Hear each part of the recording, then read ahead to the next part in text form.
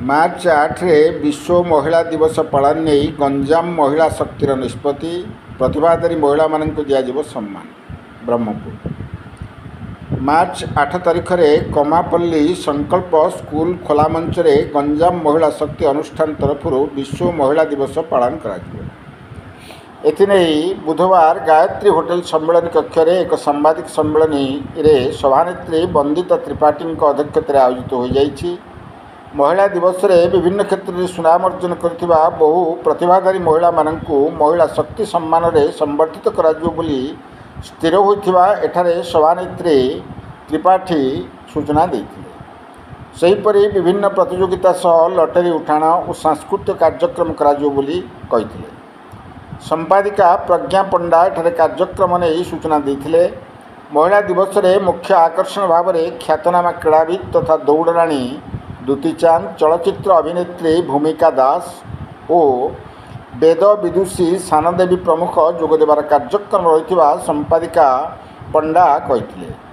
एही अवसर में उपदेष्टा सुशांत सावत, अशोक त्रिपाठी, सुदीप कुमार साहू, प्रणीता होता, पुष्पलता पाणिग्राही, श्रद्धांजलि पाढ़ी, डॉक्टर संध्याराणी पट्टनायक, निरुपमा दास, सुलोचना पाढ़ी समेत अन्यान्य सदस्य माने उपस्थित थिले।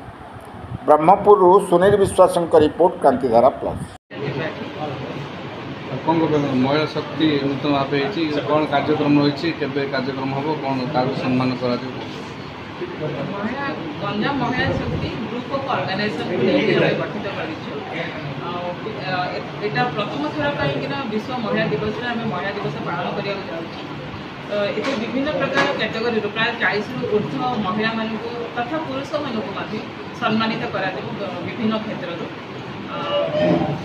केते जन सम्मानित करा कौन उद्देश्य रही पाखापाखि 40 जन सम्मानित हेले से दिन तथापि गंजाम जिलार जो मैंने भी किसी ना किसी अवदान जब सोसाइटी को कर भी आम पाखापाखि 20 जन लिस्ट कर सम्मानित कर अतिथि भाव किए जोगदेवार कार्यक्रम रही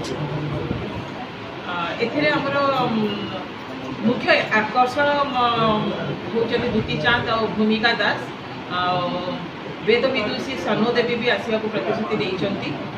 मुख्य अतिथि रूपे मंत्री विभूति जेना भाई सी भी आसवा प्रतिश्रुति देती तथा अन्य आमर एमएलए मैंने भी प्रतिश्रुति देते केवल गंजाम जिलार महिला माने ना अन्य जिलार गंजाम बाहर भी बहुत जन नॉमिनेशन करते संबोधित